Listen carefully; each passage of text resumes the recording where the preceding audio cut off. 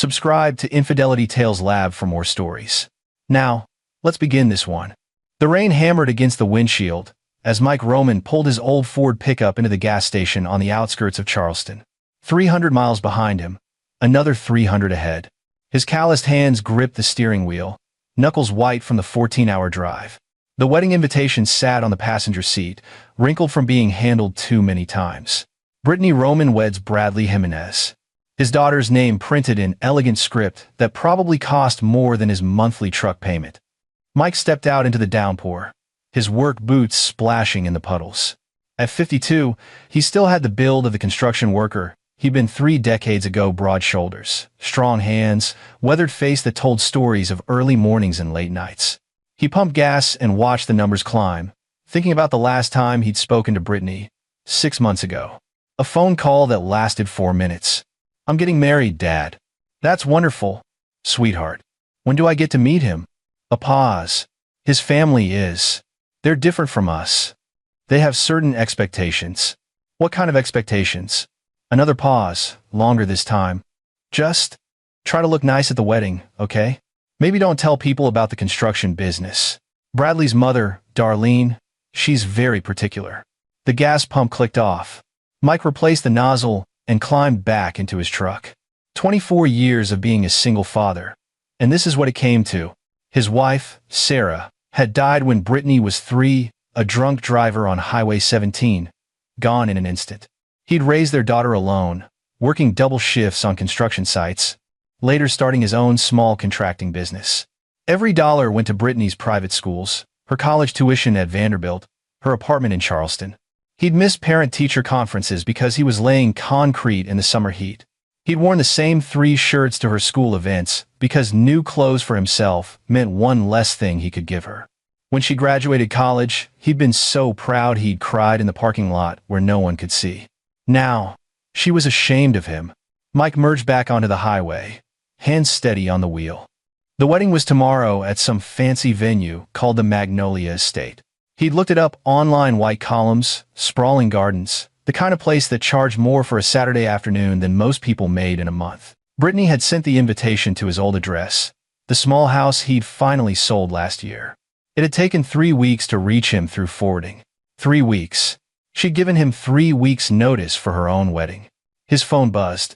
He glanced at the screen mounted on his dashboard. Elias Nelson, his oldest friend and business partner. Mike tapped the answer button. "You still driving?" Elias's gravelly voice filled the truck cabin. 2 hours out. "You should have flown, Mike. Driven straight through is going to kill your back." Needed time to think. Mike shifted in his seat, feeling the familiar ache in his lower spine from old injuries and long days. "Besides, I couldn't afford a plane ticket and still get her a decent wedding gift." Elias was quiet for a moment. "She doesn't deserve you, brother. She's still my daughter." "Yeah, well," Elias sighed. "Call me after the wedding. Let me know how it goes." "Will do." Mike ended the call and drove on through the rain. The truth was, he didn't need to worry about money anymore. Not really. 5 years ago, his small contracting business had caught a break, a commercial development project that led to another, then another. He'd been smart, saved every penny, reinvested profits. Last year, he'd made a move that changed everything, though only a handful of people knew about it. But Brittany didn't know. She'd stopped asking about his life 2 years ago when she'd met Bradley Jimenez at some charity gala in Charleston. From what Mike had pieced together through short phone calls and Brittany's social media, which she'd blocked him from, though she didn't know he could still see her public posts. The Jimenez family was old Charleston money. Bradley's father, Don Jimenez, ran some kind of investment firm. His mother, Darlene, was on every charity board in the city. Mike had tried to meet them 3 times. 3 invitations to dinner, all politely declined. Bradley was too busy with work. They'd love to meet sometime soon. It never happened. The rain eased as he crossed into South Carolina. By the time he reached Charleston city limits, stars were breaking through the clouds. Mike didn't head to a hotel. Instead, he drove to a 24-hour diner on Meeting Street, ordered coffee and eggs, and sat in a corner booth going over everything one more time. Tomorrow, he'd see his daughter get married. Tomorrow, he'd smile and shake hands and pretend it didn't hurt that she'd rather he didn't exist. Tomorrow. He'd be the father she was ashamed of. But tomorrow was going to be very interesting. The Magnolia estate sat on 40 acres of perfectly manicured grounds, white columns gleaming in the morning sun. Mike pulled up at 9 a.m., 5 hours before the ceremony.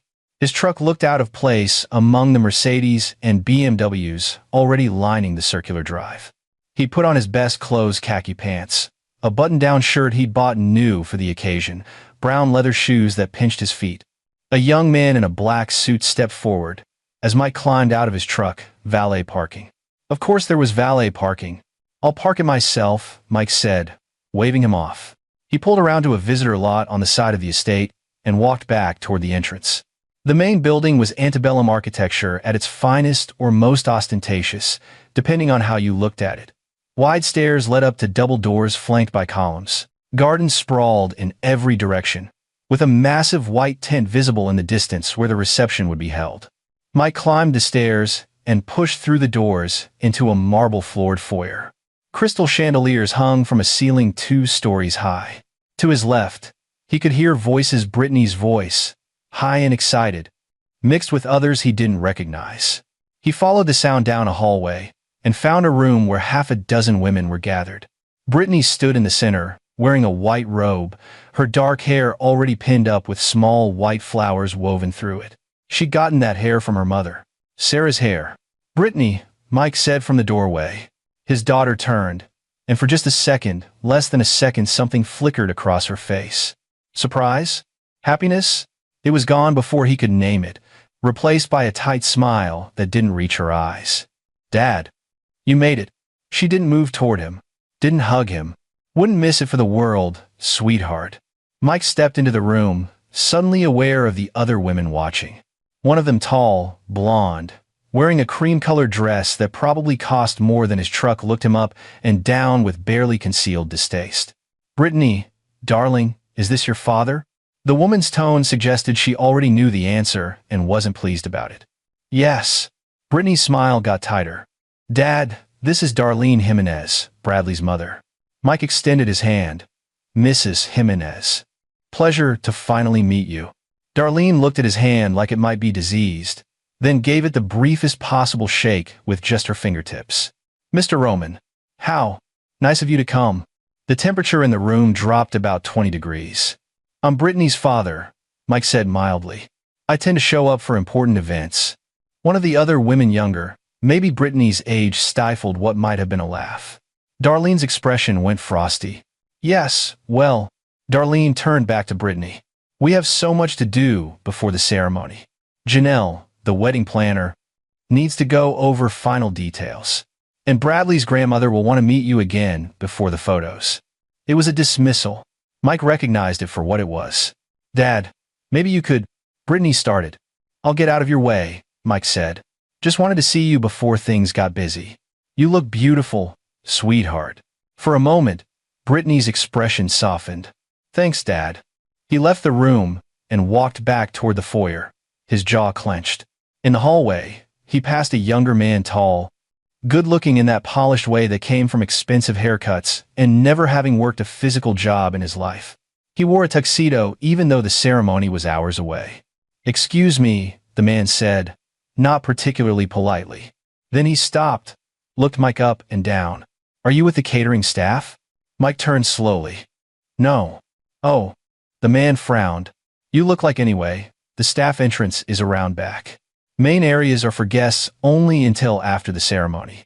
"I'm a guest," Mike said, his voice level despite the anger building in his chest.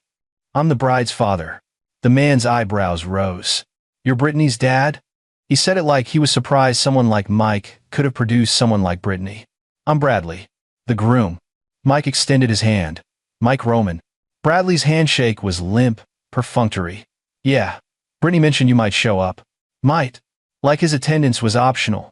Uncertain. "Listen, my mother's been pretty clear about how today needs to go.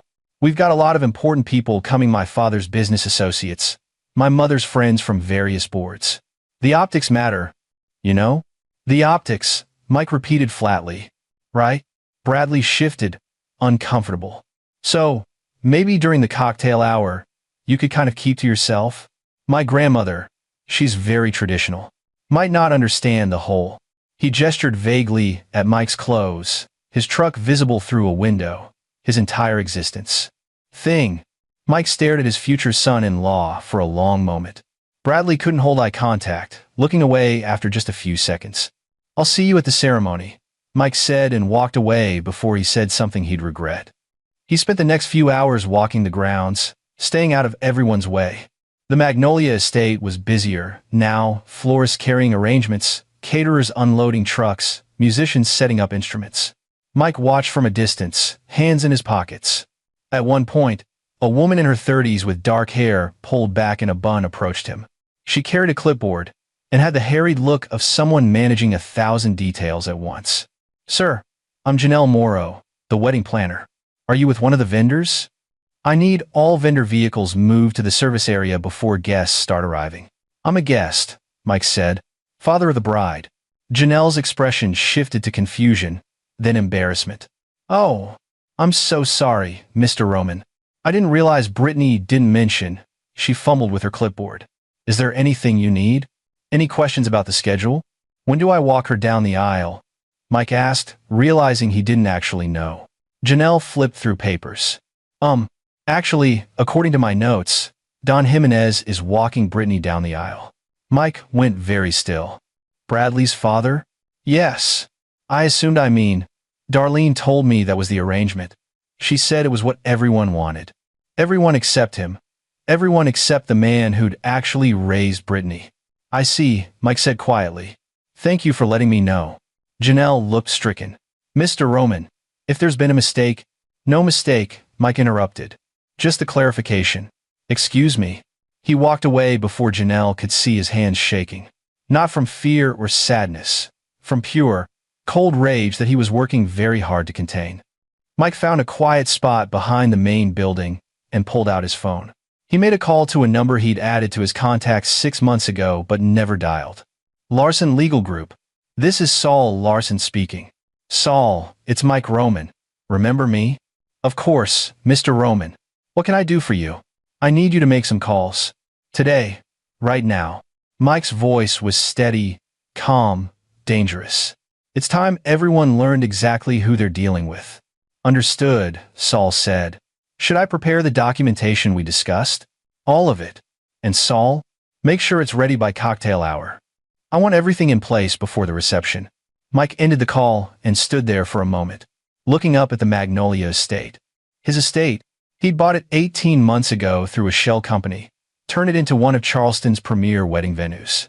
The business was profitable, exclusive, and his daughter had no idea he owned it.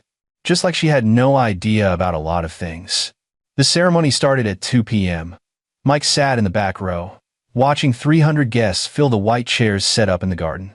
The Jimenez family had the entire front section. Don Jimenez looking smug in an expensive tuxedo, Darlene holding court like a queen, Bradley's grandmother, a severe woman in her 80s, sitting ramrod straight with a disapproving expression that seemed permanently etched on her face. Music started. Bridesmaids walked down the aisle in lavender dresses. Groomsmen followed. Then Brittany appeared, and despite everything, Mike's breath caught. She was stunning. The dress was elegant, simple, perfect. She looked so much like Sarah had hurt. And walking beside her, arm in arm, was Don Jimenez. Mike watched his daughter get escorted down the aisle by another man. Watched Don Jimenez pat her hand proprietarily. Watched Brittany smile up at him like he was doing her a favor. Not once did she look back at Mike sitting in the last row. The ceremony was traditional, expensive, exactly what you'd expect from Charleston society. The officiant spoke about love and commitment and building a future together. Bradley and Brittany exchanged vows they'd clearly written themselves, full of poetic language about soulmates and destiny and forever. Mike didn't hear most of it. He was too busy watching the Jimenez family in the front row, watching how they owned this moment, this day, his daughter. He was too busy remembering every sacrifice he'd made, every choice he'd given up so Brittany could have more. When the officiant pronounced them husband and wife, guests erupted in applause. Mike clapped mechanically, his face showing nothing. The receiving line formed outside the ceremony area. Mike waited his turn, watching Bradley and Brittany greet guests. watching Darlene hover possessively, watching Don Jimenez shake hands with important-looking people. When Mike finally reached the front of the line, Brittany's smile faltered. "Dad," she said, "I'm glad you could make it." "Wouldn't have missed it," Mike said. He pulled her into a hug despite the stiffness in her shoulders. "Your mother would have been so proud." Brittany's eyes got shiny. "Don't not now, Dad. Please." Mike released her and turned to Bradley, who was already looking past him to the next guest. "Congratulations." "Thanks, man." Bradley's handshake was still limp. "Enjoy the reception." Darlene didn't even pretend to acknowledge Mike. He moved on. Cocktail hour was in the main building's ballroom. Crystal glasses, champagne fountains, past hors d'oeuvres that were more art than food. Mike stood near a wall, holding a glass of water, watching the Jimenez family work the room. They knew everyone. They belonged here. He didn't. That was the message. That was what they wanted him to understand. A man in a black suit and tie, built like a linebacker, with the cold eyes of someone who'd seen trouble, approached Mike. "Sir, I'm going to have to ask you to move to the outdoor area. This section is reserved for VIP guests only." Mike looked at him. Hector Benjamin, according to the name tag on his suit. Security. Of course, they'd hired security. "I'm the father of the bride," Mike said. Hector's expression didn't change. "Sir, I have my orders. This area is restricted." "Orders from who?" "The Jimenez family. Now, you can move voluntarily, or I can escort you out." Mike set down his water glass. "You're going to escort me out of my daughter's wedding reception?" "If necessary." Hector moved closer, hand near his belt where Mike could see he carried both a radio and, more concerningly, what looked like pepper spray. "The back areas are perfectly nice, sir. Plenty of food and drink. You'll be more comfortable there." Mike could see other guests starting to notice the confrontation. Some were whispering, pointing. Across the room, Darlene Jimenez watched with barely concealed satisfaction. "Fine," Mike said. "I'll go." He let Hector walk him through the ballroom and toward a side door that led outside. They passed the main entrance just as more guests were arriving. A couple in their 60s, the woman dripping in diamonds. The man wearing a Rolex that probably cost more than Mike's truck paused to watch Mike being escorted out. "Beggars use the back door," the woman said loudly to her husband, not even bothering to lower her voice. "I don't know why they let people like that in the front entrance at all." Several guests laughed. Mike heard it, saw the amusement on their faces. Hector kept walking, hand on Mike's arm now, guiding him out like he was removing trash. They stepped outside into the early evening air. The reception tent was visible in the distance, white fabric glowing from string lights. Music already starting. Hector pointed toward a smaller structure near the service area. "Staff and secondary guests can use that pavilion. There's food, drinks, everything you need.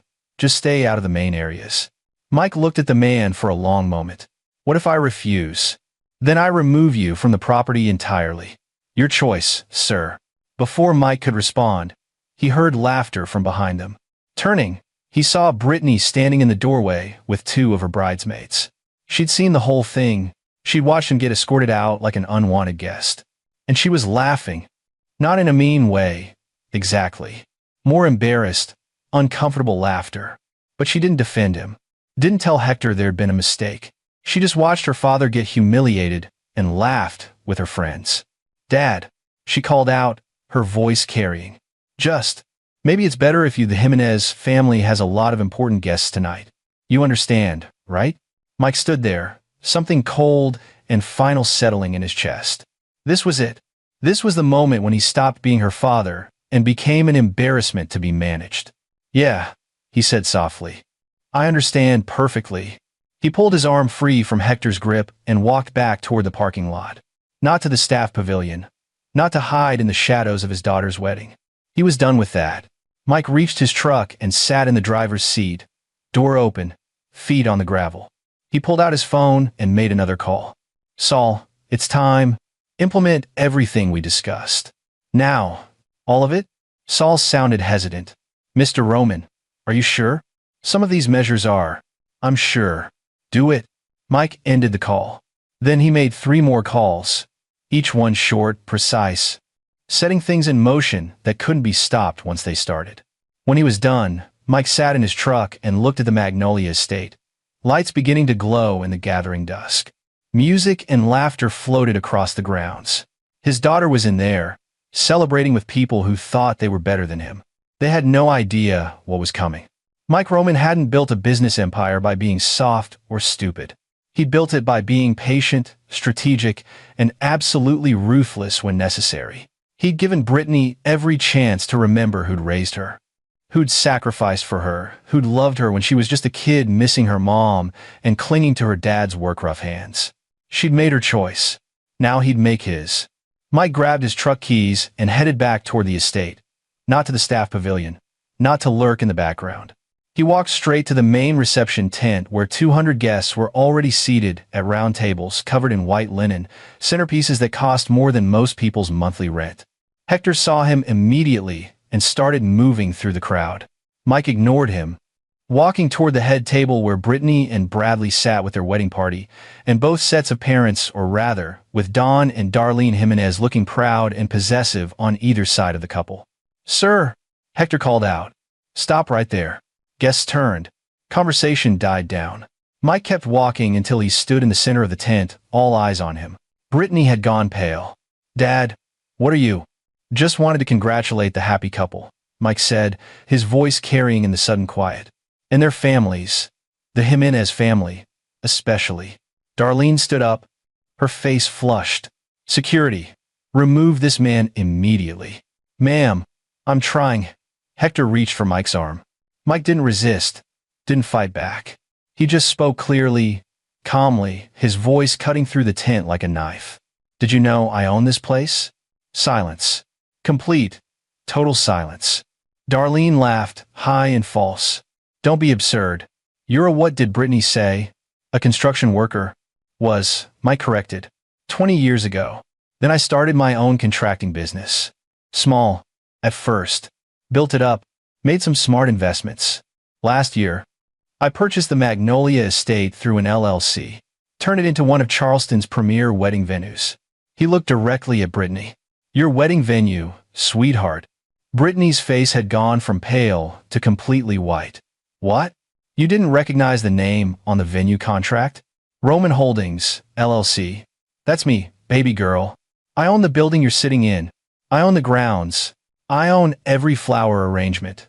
Every piece of silverware, every crystal glass you've been drinking champagne from all evening." Don Jimenez stood up, his face red. "This is ridiculous. You expect us to believe." Mike pulled his phone from his pocket and held it up. "One call to Janelle Morrow, the wedding planner who actually works for me, and this entire event shuts down. Music stops, lights go out, catering packs up, everyone goes home." "You wouldn't dare," Darlene hissed. "This is your daughter's wedding." "My daughter who just laughed while security threw me out like garbage," Mike said, his voice still eerily calm. "My daughter who let someone else walk her down the aisle. My daughter who's ashamed to even admit I exist." Brittany was crying now, mascara running down her cheeks. "Dad, I didn't mean..." "Yeah, you did." Mike looked at her for a long moment, and 24 years of memories played through his mind, teaching her to ride a bike. Staying up all night when she had the flu. Sitting through school plays where she'd had a single line, but he'd cheered like she was on Broadway. "You meant every bit of it." Bradley found his voice. "Look, man, I don't know what your problem is, but this is our wedding. You need to." "My problem?" Mike turned to him, and something in his expression made Bradley stop talking immediately. "My problem is that you and your family treated me like trash. Decided I wasn't good enough to be part of this day. Well, here's the thing about being trash, sometimes we own the place you're standing in." Don Jimenez had his phone out now, frantically typing. "I'm calling my lawyer. This is you can't do this." "I can do whatever I want," Mike said. "But I'm not going to shut down my daughter's wedding. That would hurt her, and despite everything, I don't want to hurt her." He looked back at Brittany. "I just wanted you to know who you threw away. I wanted everyone here to know." He turned and started walking toward the exit. Behind him, chaos erupted, guests talking over each other. Darlene shrieking about lawsuits. Bradley demanding someone do something. Brittany sobbing. Mike made it 3 steps before Janelle Morrow appeared in front of him, her clipboard clutched to her chest, her face stricken. "Mr. Roman, I didn't know Mrs. Jimenez said she was handling all communications with the bride's family. I had no idea you were that they were treating you." Not your fault, Mike said, and he meant it. You did your job. What do you want me to do? Should I shut everything down? Mike glanced back at the tent, at Brittany still crying at the head table while her new husband looked lost and angry and scared all at once. No, Mike said quietly. Let them have their party. I'm done here. He walked to his truck, climbed in, and drove away from the Magnolia estate, away from his daughter's wedding. Away from the life he'd thought he'd have with her. But Mike Roman wasn't finished. Not even close. He had something better than shutting down a wedding. He had information, leverage, and a very specific plan for making the Jimenez family understand exactly what they'd done when they decided he wasn't good enough. The real revenge was just beginning. Mike drove back to the same diner he'd visited the night before and ordered coffee he didn't drink. His phone buzzed, constantly texts from numbers he didn't recognize. Probably guests from the wedding. He ignored all of it except one call from Saul Larson. It's done, Saul said. Everything you asked for. The paperwork is filed, the calls are made. By tomorrow morning, things are going to get very interesting for the Jimenez family. Good, Mike said. Send me copies of everything. Mr. Roman, I have to advise you that some of what you've said in motion, it's aggressive. Legally sound, but aggressive. Are you certain this is how you want to handle it? Mike thought about Brittany laughing as he was thrown out. Thought about being told to use the back door like he was nothing. Thought about 24 years of love and sacrifice treated like an embarrassment. I'm certain, Mike said. They made their choice. Now they deal with the consequences. He stayed at the diner until almost midnight, then checked into a modest hotel on the outskirts of Charleston. Not one of the fancy downtown places. Those weren't his style, never had been, even though he could afford them now. Sleep didn't come easy. Mike lay in the dark hotel room, staring at the ceiling, memories playing through his mind. Brittany, as a toddler, crying for her mama. Mike holding her until she finally fell asleep against his chest. Brittany at 10, winning a school art competition. Mike framing her painting and hanging it in their living room where it stayed until the day he sold the house. Brittany at 18, hugging him goodbye before leaving for college. Promising she'd call every week. She'd kept that promise for about 3 months. Around 2 a.m., Mike's phone rang. Unknown number. He answered anyway. Hello, Dad? Brittany's voice was small, shaky. She'd been crying for hours from the sound of it. Dad, please, I need to talk to you. Mike said nothing. I'm sorry, Brittany continued. I'm so sorry. I don't know what I was thinking, Darlene. She kept saying Bradley's family. They made it seem like she broke down, sobbing. Please don't be angry with me. I made a mistake. I'll fix it. We can have another ceremony. And you can walk me down the aisle. And, no, Mike said quietly. What? No, Brittany. We can't fix this with another ceremony. You didn't just make a mistake tonight. You've been making it for 2 years.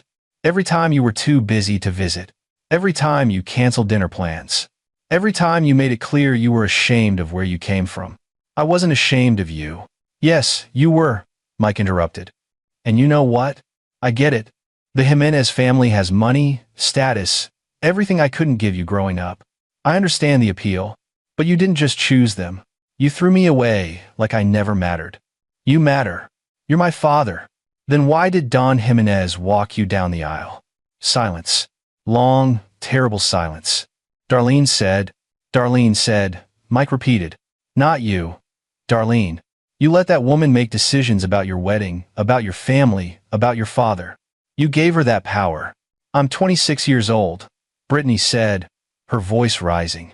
I'm allowed to make my own choices. You're absolutely right. And I'm 52, and I'm allowed to make mine. You made your choice tonight, Brittany. You chose the Jimenez family over me. So, here's my choice. I'm done. Done? What does that mean? It means I'm not going to keep being the embarrassment you have to manage. I'm not going to keep waiting for you to remember who raised you. I'm done being your father in name only. You don't mean that. Brittany was crying harder now. Dad, please. I love you. Mike closed his eyes. I love you too, sweetheart. But love doesn't mean I have to let you keep treating me like garbage. I hope you're happy with Bradley and his family. I hope they give you everything you think you need. Dad? Mike ended the call and turned off his phone. He didn't sleep the rest of the night. By Monday morning, Mike was back in his own home, a modest ranch house 2 hours north of Charleston. Nothing fancy but comfortable, paid off 5 years ago. He sat at his kitchen table with his laptop open, coffee growing cold beside him, watching the news. It took until Tuesday for the story to break publicly, but Mike had known it was coming. Saul Larson didn't make mistakes. Charleston investment firm under federal investigation, read the headline on the local news site. Mike clicked through to the article. Don Jimenez's company, Jimenez Capital Management, was being investigated by the SEC for possible securities fraud. Anonymous tips had led investigators to irregularities in several client accounts, suspicious transactions, falsified documents. Mike knew about those irregularities because he discovered them 6 months ago during his own due diligence. When he'd learned Brittany was marrying into the Jimenez family, he'd done what any protective father would do: background checks, financial reviews, digging into exactly who his daughter was joining herself to. What he'd found was a company built on smoke and mirrors. Don Jimenez had been cooking his books for years, stealing from client accounts to maintain the lifestyle his family had become accustomed to. The fancy house, the expensive cars, Darlene's charity boards, and social climbing, all funded by other people's money. Mike hadn't planned to use that information. He'd thought about warning Brittany, but every time he tried to bring it up, she'd cut him off, too busy to talk about business stuff. So he'd kept the information to himself, insurance against a day he hoped would never come. But that day had come, and when it did, Mike had made one phone call to the SEC's fraud hotline, providing them with documentation he'd carefully compiled. Anonymous, untraceable, devastating. His phone turned back on that morning, started ringing. Elias Nelson. "You see the news?" Elias asked. "I see it. That's the family Brittany married into? Man, those people are about to lose everything." "Seems that way," Mike said neutrally. Elias was quiet for a moment. "Mike, tell me you didn't." "I provided information to federal investigators about potential crimes. That's all I did. What they choose to do with that information is their business." "Jesus," Elias breathed. "You don't do things halfway, do you?" "They disrespected my daughter's father," Mike said. "They need to understand consequences." Over the next week, the situation deteriorated rapidly for the Jimenez family. Federal agents raided Don's office. His assets were frozen pending investigation. Clients started filing lawsuits. The family's perfect facade cracked wide open, and the Charleston society that had embraced them turned vicious. Darlene Jimenez was removed from 3 charity boards. Their country club membership was temporarily suspended. Friends stopped returning calls. And Bradley? Bradley lost his job at his father's company when the investigation shut down all operations. Suddenly, the wealthy investment banker Brittany had married was unemployed, living in an apartment his father couldn't pay for anymore, driving a car that was about to be repossessed. Mike watched it all from a distance, following news reports, checking public records. He felt no satisfaction, no joy, just a cold certainty that he'd done what needed to be done. Brittany called 17 times in those 2 weeks. Mike didn't answer. She left voicemails, each one more desperate than the last. "Dad, please. Bradley's family is falling apart. Don says someone tipped off the SEC. He thinks it might have been Dad. Did you do this?" The wedding venue called. They said you never cashed their check for the deposit refund. "Dad, I don't understand what's happening. I need to talk to you. Please. Bradley's talking about suing you, something about tortious interference. Darlene keeps screaming about how you ruined everything. I don't know what to do." Mike deleted the voicemails without listening to them all the way through. On a Thursday afternoon, 3 weeks after the wedding, Mike got a call from a number he recognized: the Magnolia Estates main line. "Mr. Roman? This is Janelle Morrow. I'm sorry to bother you, but we have a situation. Mrs. Jimenez and her son are here demanding to see you. They're quite upset. Should I call security?" Mike thought about it. "No. Tell them I'll be there in 2 hours." He made the drive to Charleston in his old pickup truck, the same one that had looked so out of place among the Mercedes and BMWs 3 weeks ago. This time, he didn't park in the visitor lot. He pulled right up to the front entrance and walked through the main doors like he owned the place. Because he did. Darlene and Bradley were in the main foyer, both of them looking dramatically different from the last time Mike had seen them. Darlene's designer clothes were wrinkled, her hair not quite as perfectly styled. Bradley had dark circles under his eyes, his expensive suit replaced with jeans and a polo shirt. "You," Darlene hissed when she saw Mike. "You destroyed us." Mike stopped in front of them, hands in his pockets, expression calm. "I don't know what you're talking about. Don't play dumb. You reported Don to the SEC. You got him arrested." "Your husband got himself arrested by committing securities fraud," Mike corrected. "I just made sure the right people knew about it." Bradley stepped forward, trying to look threatening but just looking desperate. "You can't do this. That's my father. He's going to prison because of you." "He's going to prison because he's a criminal," Mike said. "Because he stole from people to maintain a lifestyle he couldn't afford. Because he built everything on lies." "We'll sue you," Darlene said. "For harassment, for defamation, for—" "Good luck with that. I provided truthful information to federal authorities about illegal activities. That's not just legal, it's encouraged." Mike looked at Bradley. "How's married life treating you? Still think your wife married up?" Bradley's face flushed red. "You're a petty, vindictive. I'm the man you treated like garbage." Mike interrupted. "The man whose daughter you let be humiliated at her own wedding. The man you decided wasn't good enough to be part of your family." He smiled, but there was no humor in it. "Turns out, your family wasn't good enough to be part of mine." "Brittany is miserable," Darlene said. "She cries every day. She made a mistake, but she's your daughter. How can you do this to her?" "I'm not doing anything to her. I'm doing it to you." Mike's voice went cold. "You manipulated my daughter. You turned her against her own father because you thought you were better than us. You thought money and social status made you superior. Well, congratulations. Now you get to find out what it's like to have nothing." "We're not finished with you," Bradley said, but there was no strength behind the threat. "Yes, you are," Mike said. "Now get off my property before I have security remove you. And just so we're clear, you're both banned from the Magnolia estate permanently. If you come back, it's trespassing." He walked away from them, heading toward his office in the back of the estate. Behind him, he could hear Darlene starting to cry, Bradley trying to comfort her. Mike felt nothing, or almost nothing. There was a small, hard knot of pain in his chest that he suspected was his heart breaking over Brittany. But he'd learned a long time ago that sometimes love meant letting go. Sometimes it meant walking away from people who didn't value you, even when those people were your own children. In his office, Mike sat down at his desk and pulled up his email. There was a message from Saul Larson with an attachment, legal documents that would dissolve Mike's ownership of the wedding venue and several other properties, transferring them into a trust. A trust that would eventually go to Brittany, along with everything else Mike owned after he died. He wasn't cruel enough to leave her with nothing, but he wasn't soft enough to let her have it now either after what she'd done. Mike signed the documents electronically and sent them back to Saul. Then he made a call to a number he'd been avoiding. Brittany answered on the first ring. "Dad, I'm not calling to reconcile," Mike said immediately. "I'm calling because there are things you need to know." "Where are you? I've been trying to reach you for weeks." "Bradley says you're the reason his father is in jail." "Is that true?" "Yes." Silence. "Then, why would you do that?" "Because he's a criminal, Brittany. He stole millions of dollars from investors. People lost their life savings because of him. But you only reported him after the wedding. After we—" Her voice broke. "You did it to hurt us. To hurt me. I did it because you needed to see who you really married into. Don Jimenez isn't old Charleston money, sweetheart. He's a con artist who got good at playing the part. His whole family is built on lies and theft.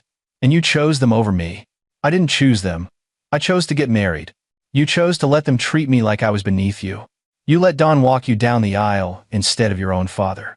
You laughed when security threw me out." Mike's voice stayed level, but emotion bled through anyway. "You made a choice, and now you're living with it." Brittany was crying. "I'm sorry. I've said I'm sorry 100 times. What more do you want?" "I don't want anything," Mike said. "I'm calling because despite everything, I'm still your father. And there are things you should know. Don Jimenez is going to prison. Darlene is going to lose the house, the cars, everything. Bradley is unemployed and probably not going to find work in finance again, not with his father's reputation. You married into a disaster. I know that now," Brittany said bitterly. "Everyone knows. My friends won't talk to me. People I thought cared about me just disappeared.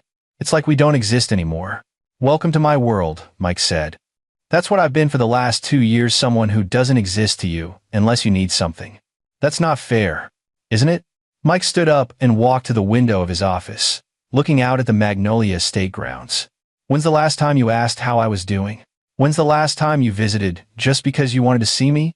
When's the last time you remembered that I'm the one who raised you after your mother died? More crying. Mike let it go on for a while, then continued. I've set up a trust for you. Everything I own goes into it when I die. The estate, my properties, my investments. It's all yours, eventually. But not now. Not while you're married to Bradley, and not while you're still under the influence of his family.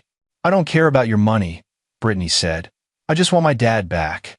Then you should have thought about that before you let them humiliate me at your wedding, Mike said. I'm done being the father you're ashamed of. When you're ready to be the daughter I raised, the one who valued family over status, then maybe we can talk. Until then, this is goodbye. Dad, please. Mike ended the call. He sat in his office for a long time after that. The late afternoon sun slanting through the windows, dust motes dancing in the light. He thought about Sarah, about what she would say if she could see their daughter now. He thought about all the decisions that had led to this moment. And he thought about what came next. 6 months passed. Mike threw himself into work, expanding his business empire, buying 2 more properties, investing in a construction technology startup that showed promise. He stayed busy enough that he didn't have time to think about the daughter-shaped hole in his life. Elias Nelson stopped by one Saturday morning with coffee and donuts from the place they used to go after finishing job sites 20 years ago. You look like hell, Elias said, setting the coffee in front of Mike. Thanks, Mike said dryly. When's the last time you slept? I sleep. Actual sleep. Not passing out at your desk. Elias sat down across from Mike. You can't do this forever, man. You can't work yourself to death to avoid dealing with your feelings. Watch me. Mike. Elias's voice went serious. I know what she did hurt you. I know the Jimenez family deserved what they got. But at some point, you have to decide, are you going to let this destroy you? Or are you going to find a way to move forward? I am moving forward. No, you're running. There's a difference. Elias pulled out his phone and showed Mike a photo. You know what this is? Mike looked at the screen. It was a picture of a young woman mid-20s, dark hair, familiar eyes that made his chest ache. Where did you get that? Ran into Brittany at the grocery store last week. She looks different, older, tired. Asked about you. Elias put his phone away. She's working now. Some office job, nothing fancy. Bradley's working too. Construction, actually. They're living in a tiny apartment on the east side. Good for them, Mike said flatly. She asked me to give you a message. Said she knows you won't answer her calls, but she wanted you to know she left Bradley's family. Cut them off completely after Darlene tried to get her to divorce Bradley and find someone with money. Said it helped her see what you'd been trying to tell her all along. Mike said nothing. She also said she's sorry. Not the way she said it before. Like she was trying to fix things so everything could go back to normal. Really sorry. Like she finally understands what she did to you. Elias paused. She asked if there was any chance you'd ever forgive her. What did you tell her? That I didn't know.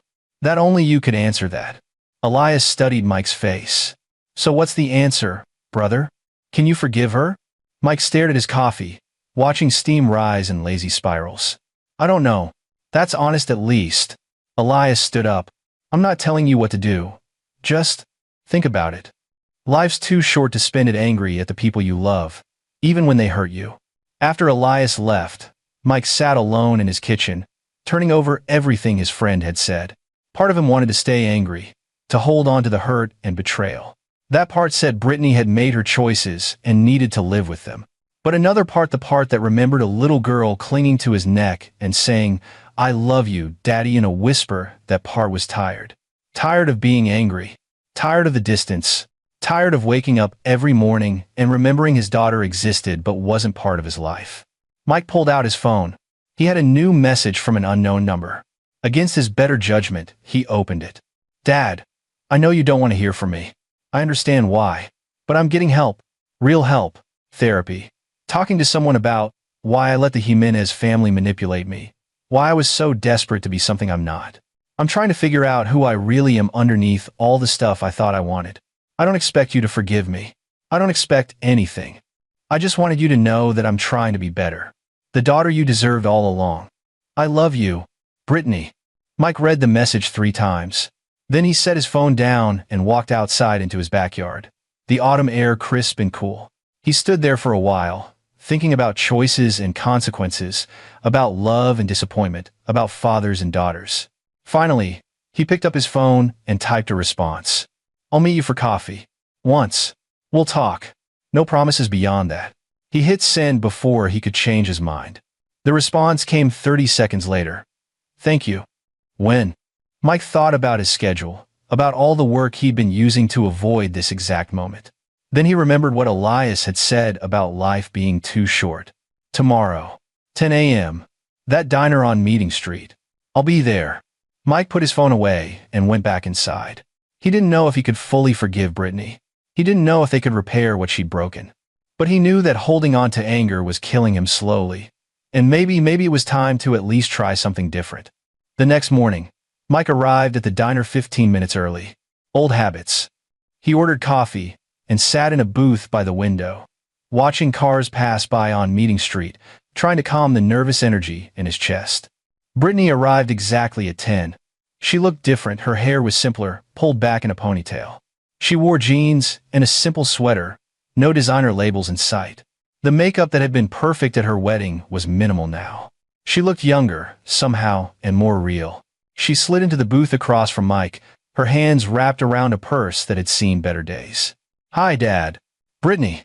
Silence stretched between them. The waitress came by, took Brittany's order for coffee, left them alone again. "Thank you for meeting me," Brittany said finally. "I wasn't sure you would. I wasn't sure I would either." More silence. This was harder than Mike had expected. He'd imagined this conversation 100 times what he'd say, how he'd stay strong, how he'd make her understand the depth of what she'd done. But now that she was sitting across from him, looking smaller and more vulnerable than he'd ever seen her, the words wouldn't come. "I was awful to you," Brittany said, her voice barely above a whisper. "At the wedding and before that. For years, really. I let the Jimenez family convince me that where I came from was something to be ashamed of, that you were something to be ashamed of." Mike's jaw tightened, but he didn't interrupt. "I thought," Brittany's voice broke. She took a breath and started again. "I thought if I could just be perfect enough, fit into their world well enough, I'd finally feel like I belonged somewhere. Like I wasn't just the girl whose mom died and whose dad worked construction." "Your mother's death wasn't your shame to carry," Mike said quietly. "And my work was never something to be ashamed of. I know that now. I didn't know it then. Or maybe I did know it, but I didn't want to face it." Brittany's coffee arrived. She wrapped both hands around the mug like she needed its warmth. After everything fell apart, after Dawn went to jail, and Darlene showed her true colors, and all their friends disappeared, I had a lot of time to think. About who I'd become, about what I'd done to you. And I hate who I was. I hate that I let them walk me down the aisle instead of you. I hate that I laughed when they threw you out. I hate every choice I made that hurt you." Tears were running down her face now. "I hate that I can't take any of it back." Mike felt something crack in his chest. Not breaking open, exactly. More like the first thaw after a long winter. "Why did you stay with Bradley?" he asked. "After everything, why not divorce him and start over?" Brittany wiped her eyes. Because once everything else was stripped away, the money, the status, his family's approval, what was left was just 2 people who'd made a mistake together. And Bradley's trying. Dad. He's working construction, barely making rent, and he hates every second of it. But he gets up every morning and does it anyway. He's not the person I thought I married. He's someone better, actually. Someone real. Mike nodded slowly. That explained why Bradley looked so different in the photos Elias had shown him. "And you? What are you doing?" "Working reception at a law office. It's boring, pays terribly, but it's honest work." Brittany smiled, small and sad. "Funny, right? I spent years trying to be someone impressive, and now I'm doing exactly the kind of job I thought was beneath me. Turns out it's not beneath me at all. It's just a job. A way to pay bills and hopefully start building something real instead of something fake." "Brittany." Mike started, then stopped. He didn't know what to say. I don't expect you to forgive me, Brittany said quickly. I know what I did. I know I don't deserve.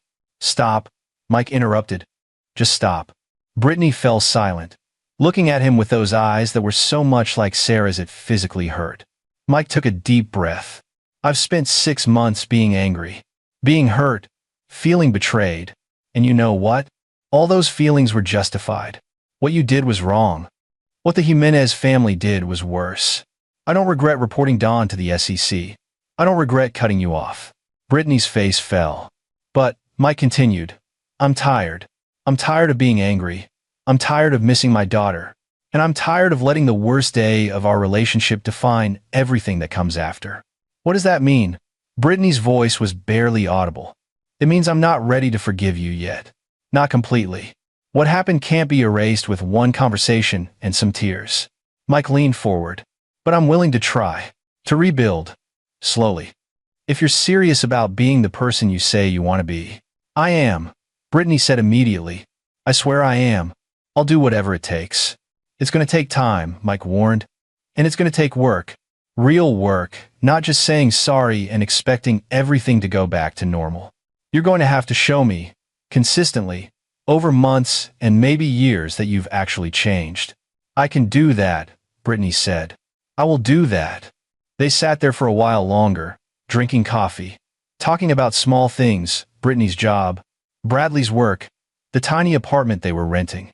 It was awkward, stilted, nothing like the easy conversations they'd had when Brittany was younger. But it was something. A beginning, maybe, or at least an attempt at one. When they finally stood to leave, Brittany hesitated, then moved around the table and hugged Mike. He tensed for a second, then slowly put his arms around his daughter, feeling how thin she'd gotten, how different she felt from the confident bride who'd laughed at him 6 months ago. Thank you, she whispered. Thank you for giving me a chance. Mike didn't respond. He just held her for a moment, then let go and walked to his truck. Rebuilding trust. Mike discovered over the following months was harder than building anything with concrete and steel. It required patience he didn't always have, vulnerability that made him uncomfortable, and faith that the person who'd hurt him wouldn't do it again. Brittany called every Sunday. Not texts, actual phone calls where they talked for 20 or 30 minutes about nothing important. She told him about her week, her frustrations at work, funny things that happened in her apartment building. Mike told her about his projects, property investments, the construction startup that was actually showing promise. Sometimes Bradley was on the calls too. He was quieter, clearly uncomfortable, but he tried. He asked Mike for advice about construction work, listened when Mike explained techniques for reading blueprints or managing subcontractors. He was humbled in a way the arrogant young man from the wedding had never been. 3 months after that first coffee meeting, Brittany invited Mike to dinner at their apartment. He almost declined, but something in her voice, hopeful but not pushy, understanding that he might say no, made him agree. The apartment was tiny, definitely a come down from the upscale place Brittany and Bradley had probably imagined they'd be living in. But it was clean, decorated with inexpensive but tasteful furniture, and when Mike walked in, he saw something that made him stop in his tracks. Hanging on the wall was the painting Brittany had won the school competition with when she was 10, the one Mike had framed and kept in his living room for years. He packed it up when he sold his old house, stored it with other keepsakes he couldn't bring himself to throw away. I asked Elias where you'd put your storage unit, Brittany said softly, coming to stand beside him. I hope you don't mind that I took it. I needed something to remind me of who I really am, of where I come from. Mike couldn't speak for a moment. He just stared at that painting, a child's interpretation of a house. Their old house, with 2 figures standing in front of it. A tall one and a small one, holding hands. It's yours, he finally managed. It always was. Dinner was awkward but genuine. Brittany had cooked not particularly well, but she tried. Bradley talked nervously about his construction crew, clearly trying to find common ground with Mike. They ate pasta that was slightly overcooked and salad from a bag, and it was one of the most uncomfortable meals Mike had had in years. But it was real. There were no pretensions, no social climbing, no one trying to be someone they weren't. Just 3 people eating dinner and trying to figure out how to be a family. As Mike was leaving, Bradley stopped him at the door. Mr. Roman, I owe you an apology. A real one. Bradley's voice was steady, serious. I was an entitled asshole at the wedding.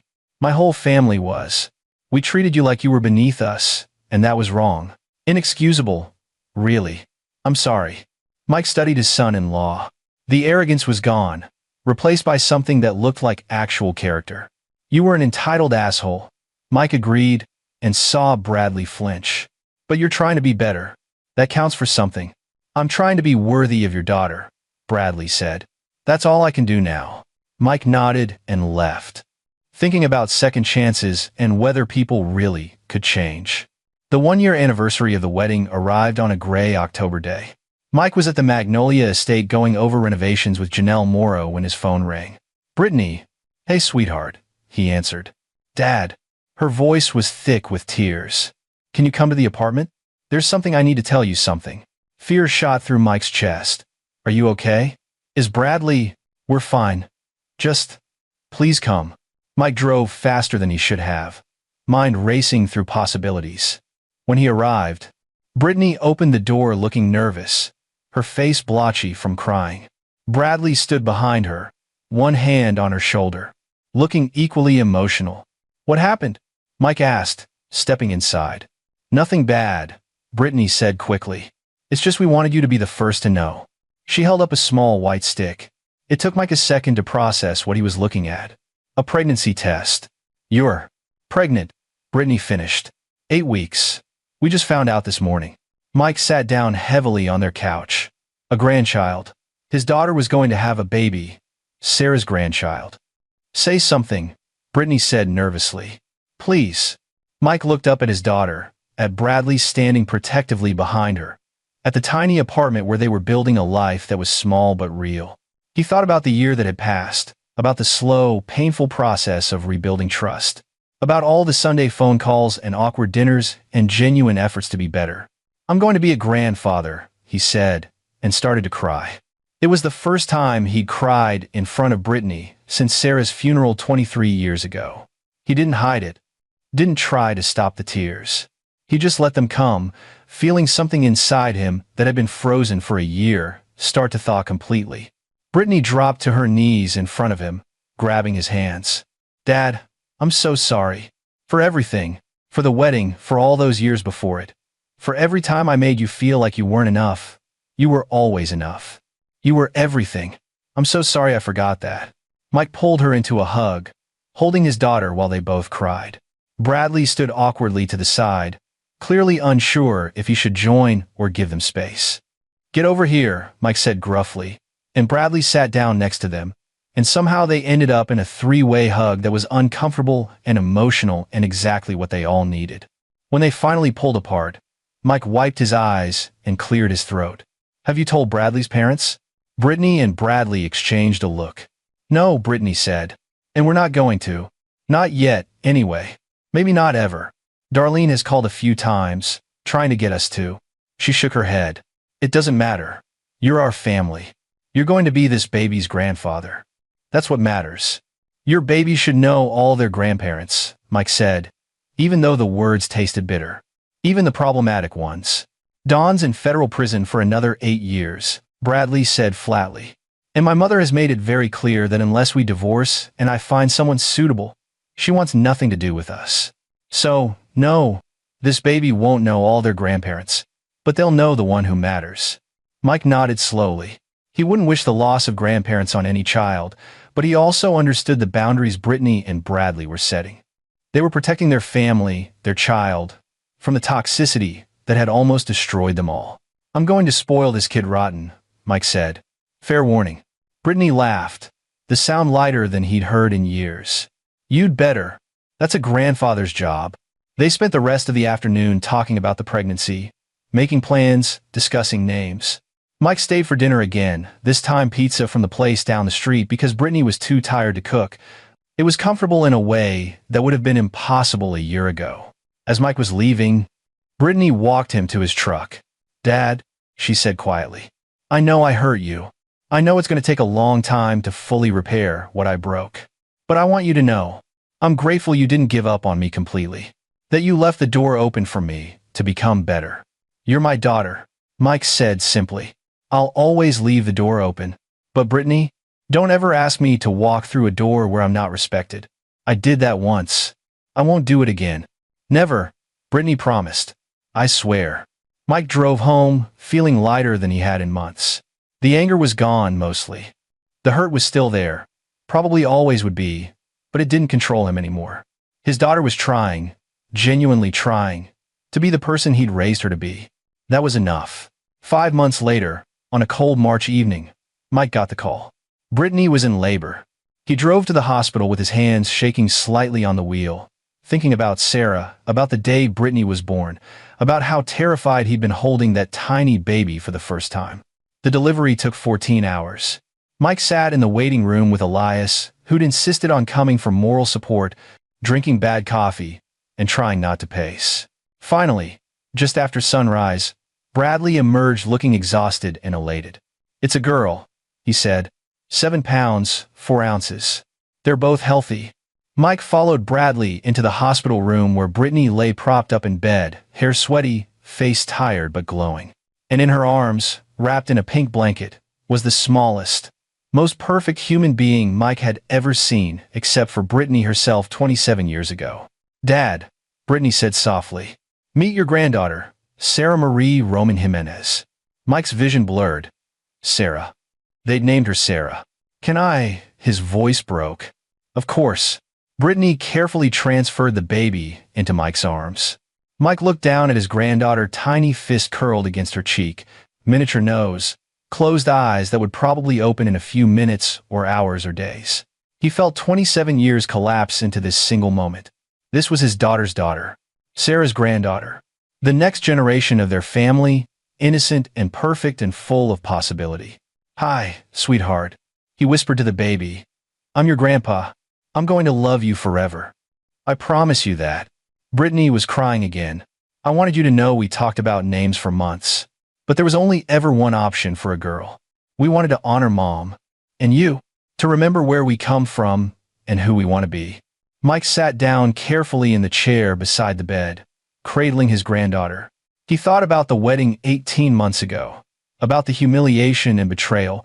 About the revenge he'd taken and the bridges he'd burned. He thought about the long, painful process of rebuilding trust with Brittany. I forgive you, he said quietly. For the wedding. For everything. I forgive you, Brittany. His daughter's face crumpled. Really? Really? Mike looked at her, at Bradley standing protectively beside the bed, at the tiny baby in his arms. You show me who you are. Not who you were at the wedding or in the years before it. Who you actually are, underneath all the noise. And that person, the one who works a boring job and lives in a tiny apartment and named her daughter after the grandmother. She never met that person, is someone I'm proud of. Thank you, Brittany whispered. Thank you for not giving up on me. I'm your father, Mike said. That's not something I know how to do.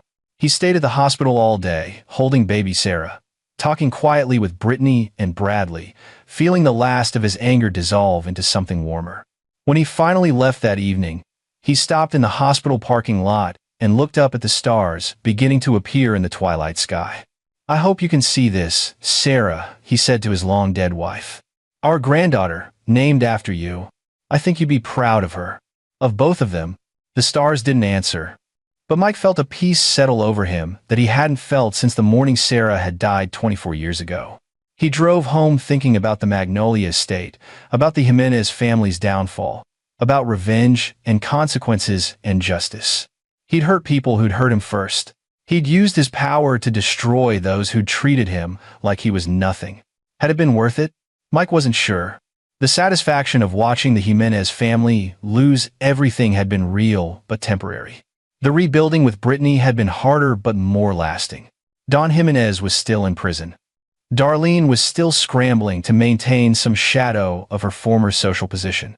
They'd lost almost everything because Mike had made one anonymous phone call to the SEC. Mike didn't regret it. They'd been criminals. They'd hurt people. They deserved what they got. But he also understood now that revenge, however justified, was a cold comfort compared to the warmth of holding his granddaughter and knowing his daughter had finally found her way back to him. Some victories you won through force and strategy. Others you won by simply refusing to give up on the people you loved, even when they'd given up on themselves. Mike had won both battles. The wedding reception where everyone learned he owned the venue that had been about power and justice and making people understand they'd underestimated him. The months of rebuilding with Brittany that had been about love and patience and faith that people could change. Both were necessary. Both were real. And in the end, Mike had everything that mattered: his business, his self-respect, his daughter, and now a granddaughter who would grow up knowing exactly who her grandfather was and where she came from. Not a beggar who used the back door. Not an embarrassment to be hidden away, but a man who'd built something from nothing, who'd raised a daughter alone, who'd faced disrespect and betrayal and come out the other side stronger. That night, lying in bed in his modest house, Mike Roman slept better than he had in years. The wedding was long over. The revenge was complete. The rebuilding was ongoing. And tomorrow, he'd go back to the hospital to visit his granddaughter and continue the slow, precious work of being a family with his daughter again. Some endings are about destruction. Others are about rebuilding. The best ones, Mike thought as sleep finally claimed him, are about both. And there you have it. Another story comes to an end. What did you think? I'd love to hear your thoughts in the comments below. If you enjoy this story, consider joining our community by subscribing. It means the world to us. For more stories like this one, check out the recommended videos on screen, and I'll see you there. Welcome back to another episode of Infidelity Tales Lab. We're thankful for your continued viewership. Before we begin, tell us, where in the world are you watching from? We love knowing our global reach. Now, let's dive into today's story. Chapter 1, Perfect Facades. David Sterling had built his life on precision. At 42, he commanded respect in the boardroom and fear among his competitors. His pharmaceutical consulting firm, Sterling Solutions, had made him wealthy beyond measure, but more importantly, it had taught him that every problem had a solution. You just had to be ruthless enough to find it. The Sterling Mansion in Westchester County stood as testament to David's success. 23 rooms, manicured gardens, and a security system that would make Fort Knox jealous. Inside, his wife Katie moved through their perfect life like a ghost in designer clothing. At 38, she still turned heads with her auburn hair and emerald eyes, but David had noticed the distance growing between them over the past year. Their daughter Emma was the light of David's world. At 11, she possessed his sharp intellect and her mother's beauty. She excelled in everything: violin, mathematics, horseback riding. David had plans for her future, detailed blueprints that would ensure she never wanted for anything. But perfection, David had learned, was often an illusion. It started with Emma's complaints about neck pain. Sharp, persistent aches that made her wince during violin practice. Katie dismissed it as growing pains, but David insisted on taking her to Dr. Morrison, their family physician. The initial examination revealed nothing obvious, and Morrison suggested it might be stress or poor posture. Maybe she's spending too much time hunched over her books, Katie had suggested, her voice carrying that distant quality David had grown to despise. But the pain persisted, growing worse. Emma began having trouble sleeping, and David noticed her rubbing the back of her neck constantly. When she started getting headaches during school, David made a decision. "We're taking her to get her hair done," he announced one Saturday morning. Sometimes a good scalp massage helps with tension. Katie's face went pale for just a moment.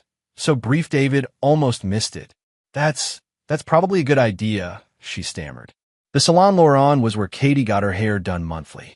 David had been there countless times, waiting in the plush chairs while she underwent her treatments.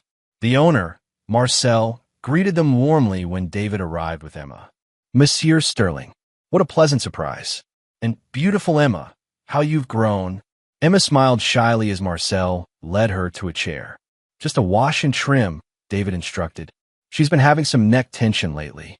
As Marcel began working, chatting animatedly about school and hobbies, David watched in the mirror. Emma seemed more relaxed than she had in weeks. The warm water and gentle massage were clearly helping. Then Marcel's hands stopped moving. The French stylist's face changed, his usual animated expression replaced by something David had never seen before: horror. Marcel's fingers remained frozen at the base of Emma's neck, and when his eyes met David's in the mirror, David felt his blood turn to ice. "Sir," Marcel's accented voice was barely a whisper. "This doesn't look right." David leaned forward, his heart hammering. "What do you mean?" Marcel's hand trembled as he gently moved Emma's hair aside. "There's something here. Small holes. Like needles." The world tilted. David shot to his feet, moving behind the chair to see what Marcel had discovered. There, hidden beneath Emma's thick hair, were tiny puncture marks, barely visible, but unmistakably deliberate. A pattern of small wounds, some healed, others more recent. Emma looked confused, craning her neck to see what had caused such alarm. "Daddy? What's wrong?" David's mind raced, cataloging possibilities, discarding innocent explanations. His pharmaceutical background made him acutely aware of what those marks could represent. Someone had been injecting something into his daughter's neck. Someone with medical knowledge. Someone with access. "Marcel." David's voice was deadly calm. "I need you to take photographs. Do it now." As Marcel fumbled for his phone, David's thoughts crystallized into a singular, terrifying certainty. The random nature of Emma's pain, Katie's dismissive attitude, the way she'd paled when he suggested the salon visit, it all formed a picture that made his blood boil. Someone was using his daughter as a test subject, and his wife knew about it. Chapter 2. Unraveling Trust. David's hands remained steady as he watched Marcel document the injection sites. But inside, a cold fury was building. He'd built his career on reading people, on seeing through lies and deception. How had he missed this? "Emma, sweetheart," he said, his voice carefully controlled. "Has anyone given you any shots lately? Maybe at school?" Emma shook her head, her eyes wide with confusion. "No, Daddy. Just my regular checkups with Dr. Morrison." "Dr. Morrison." David filed the name away for later investigation. "What about a home? Has anyone helped you with anything? Maybe given you vitamins or medicine?" "Just the vitamins Mommy gives me every morning," Emma said innocently.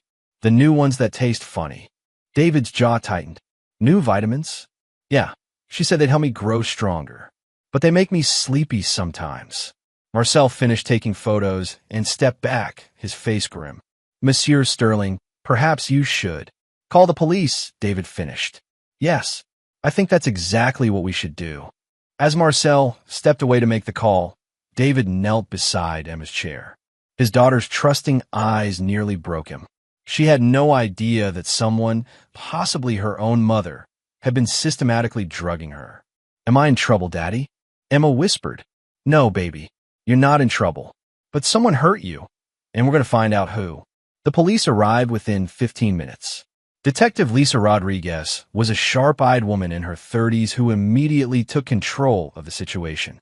She photographed the injection sites herself, took statements from Marcel, and arranged for Emma to be examined at the hospital. "Mr. Sterling," Rodriguez said quietly as the EMTs prepared to transport Emma, "I need to ask you some difficult questions. Who has access to your daughter? Who could have done this without being noticed?"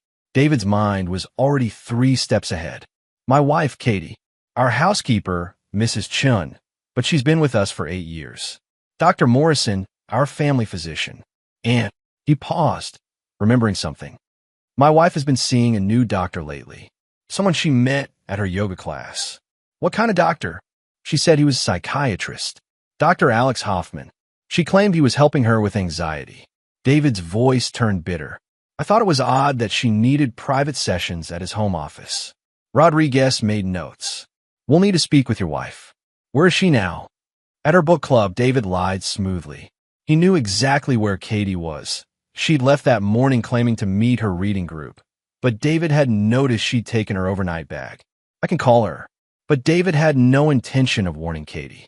He needed time to think, to plan. As the ambulance pulled away with Emma, he turned to Rodriguez. "Detective, I need you to understand something. My daughter is the most important thing in my world. If someone has been experimenting on her, using her as some kind of test subject, I will find out who and why. And they will pay for it." Rodriguez studied his face. "Mr. Sterling, I understand you're angry, but you need to let us handle this. Don't take matters into your own hands." David nodded, but his smile was cold. Of course, detective. I'm a law-abiding citizen. The lie came easily. David Sterling followed laws when they served his purpose. When they didn't, he created his own rules. An hour later, at the hospital, Emma was undergoing a comprehensive examination. David sat in the waiting room, his mind working furiously. He pulled out his phone and began making calls, not to Katie, but to people who owed him favors. Private investigators, security specialists, people who operated in the gray areas between legal and necessary. The first call was to Vincent Torres, a former FBI agent who now ran a discreet investigation service. Vincent, it's David. I need everything you can find on Dr. Alex Hoffman, psychiatrist. I also need surveillance on my wife, Katie Sterling. And I need it yesterday. The second call was to Dr. Patricia Walsh, a toxicologist who'd consulted for his company. Patricia, I need a favor. My daughter may have been given unknown substances. I need you to run every test imaginable. The third call was to his lawyer, who would ensure that whatever David discovered could be used effectively. By the time the doctor emerged with Emma's results, David had set in motion a machine designed for one purpose: uncovering the truth. The blood work showed traces of several experimental compounds. Nothing immediately life-threatening, but clear evidence of systematic drugging.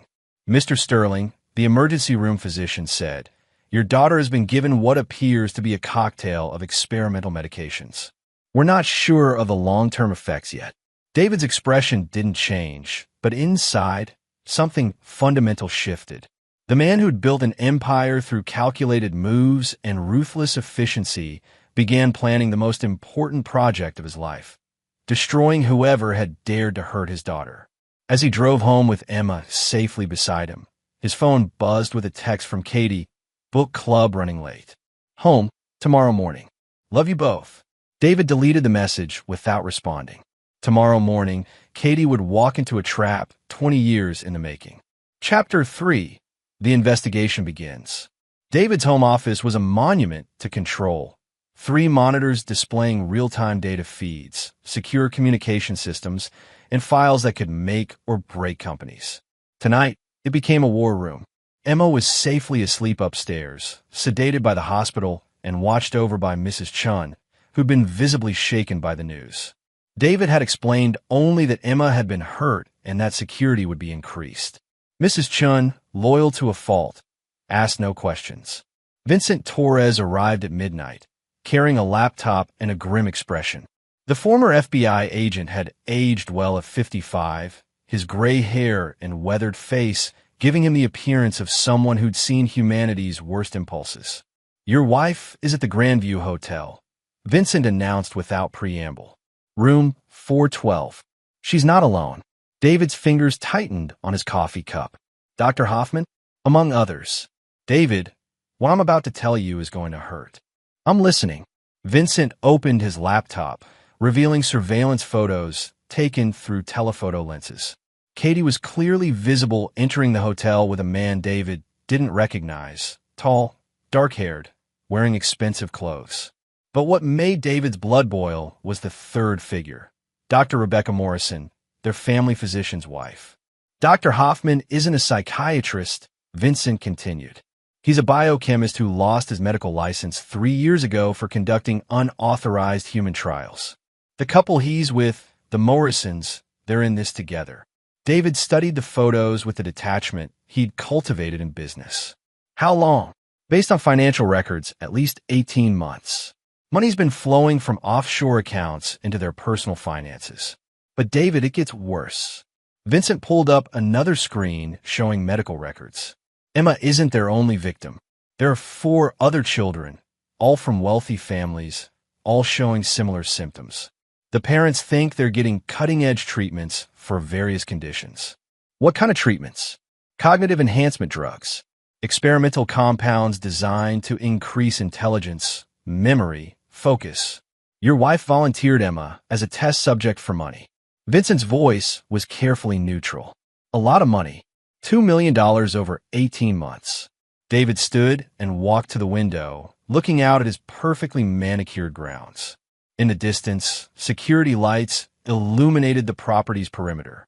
Everything looked normal, peaceful. But beneath the surface, his world had been systematically violated. The other children? He asked.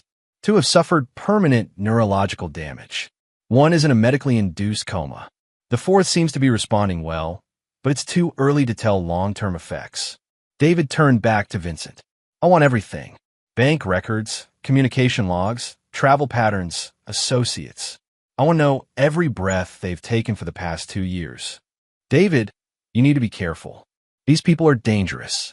Hoffman has connections to some very unpleasant individuals. Good. David's smile was predatory. I prefer dangerous opponents. They make better examples. Vincent closed his laptop. What are you planning? Justice, David replied. Katie made a choice when she sold our daughter's safety for money. Dr. Hoffman and the Morrisons made a choice when they decided to use children as lab rats. Now I'm going to make some choices of my own. At 3 a.m., David's secure phone rang. Detective Rodriguez's voice was tense. Mr. Sterling, we tried to reach your wife. The phone number you gave us is disconnected. That's interesting, David said, though he wasn't surprised. Vincent had already confirmed that Katie had been using burner phones for months. We also ran Dr. Hoffman's credentials. There's no record of him being licensed in New York. Mr. Sterling, I think your wife might be in danger. David almost laughed. Katie was in danger, but not from Hoffman. Detective, I appreciate your concern. Is there anything else I should know? We're getting a warrant for Dr. Morrison's office. And Mr. Sterling? We may need you and Emma to testify eventually. Of course, we'll cooperate fully. After hanging up, David opened a secure email and began typing. His message went to 12 different recipients across 3 continents, specialists in various fields who'd worked with him over the years. By morning, he would have a complete psychological profile of each target, detailed financial analysis, and most importantly, a comprehensive assessment of their vulnerabilities. David Sterling had spent 20 years building a network of relationships based on mutual benefit and absolute discretion. Tonight, he would begin calling in every favor, leveraging every connection, and utilizing every resource at his disposal. The 4 people who'd use his daughter as a test subject thought they were dealing with a wealthy businessman who would rely on the police and lawyers to seek justice. They were about to discover their mistake. David was many things: CEO, philanthropist, devoted father. But before any of that, he was a predator who'd simply been sleeping. And now, someone had threatened his cub. As dawn broke over Westchester County, David Sterling began the most important project of his life: the complete and utter destruction of everyone who dared to harm his daughter. The hunt had begun. Chapter 4. Homecoming. Katie Sterling returned home at 8:47 a.m., her overnight bag slung casually over her shoulder, her face arranged in the expression of mild fatigue that comes after a late night with friends. She looked beautiful in the morning light, her auburn hair catching the sun, her movements graceful and practiced. David watched her from his office window, noting every detail. The way she checked her phone before entering. The brief pause as she noticed the additional security cameras Vincent had installed overnight. The almost imperceptible tension in her shoulders as she approached the front door. She was afraid, but try not to show it. Good. Fear would make her careless. Honey, Katie's voice echoed through the foyer. David, is Emma ready for school? David descended the stairs with measured steps, his expression carefully neutral. Emma's not feeling well. She's staying home today. Katie's face showed concern, but David caught the flicker of something else. Calculation. What's wrong? Should I call Dr. Morrison? That won't be necessary, David said smoothly. In fact, I think we should discuss Emma's health. My office. Now, Katie followed him, and David could feel her growing tension. In his office, he gestured to the chair across from his desk, the same chair where he'd interviewed executives before destroying their careers. Coffee, he offered. David, you're scaring me. What's going on? Yesterday, I took Emma to the salon. David settled behind his desk, his fingers steepled. Marcel found something interesting. Katie's face went white, but she maintained her composure. What do you mean? David activated his computer, and the photos from the salon filled the screen. Katie's sharp intake of breath was the only sound in the room. Those are injection sites, Katie. Someone has been systematically drugging our daughter. David's voice remained conversational. The police are very interested in finding out who.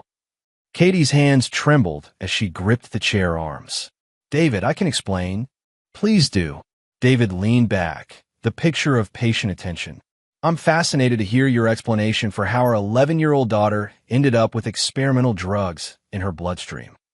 The silence stretched between them. David could see Katie's mind racing, calculating odds, weighing options. She'd always been intelligent. It was one of the things that had attracted him to her 20 years ago. But intelligence without character was just cunning. Wasn't supposed to hurt her, Katie whispered finally. David felt something cold settle in his chest. Even knowing the truth, hearing her confess still hit like a physical blow. Go on. Alex said the compounds were safe. Revolutionary. They were going to make children smarter, more focused, better able to compete in the future. Katie's words came faster now, as if confession might somehow lead to absolution. Emma was struggling in math, and I thought, you thought you'd use our daughter as a test subject for experimental drugs. David's voice cut through her explanation like a blade. For money. Katie flinched. It wasn't about the money. $2 million, Katie. That's quite a lot of money for someone who claims it wasn't about money. The color drained completely from Katie's face. How do you know about your offshore accounts? Your secret meetings? Your partnership with Dr. Hoffman and the Morrisons? David smiled, and Katie shrank back. I know everything, Katie. The question is, what am I going to do about it? Katie's composure finally cracked. Tears streamed down her face as she dropped to her knees beside his chair. David, please. I never meant for Emma to get hurt. Alex promised the drugs were safe. He showed me studies, testimonials from other parents. Other parents whose children are now in comas or suffering permanent brain damage. David's voice was ice. Did he mention that part? I didn't know. I swear I didn't know. Katie sobbed. When Emma started having pain, I wanted to stop, but Alex said it was normal, that it would pass. So you kept injecting her. Just a few more times. He said we were on the verge of a breakthrough. Katie looked up at him with desperate eyes. David, I love Emma. I would never intentionally hurt her. David studied his wife's face, the woman he'd married, the mother of his child, the person he'd trusted above all others. She was telling the truth about loving Emma, he realized. In her twisted way, she genuinely believed she was helping their daughter. That made it worse. Where's Hoffman now? David asked. I don't know. He left the hotel this morning. Said he had to take care of something. Katie wiped her eyes. David, what are you going to do? David stood and walked to his safe, retrieving a folder he'd prepared that morning. I'm going to give you a choice, Katie. Option 1. You cooperate fully with the police investigation. You testify against Hoffman and the Morrisons.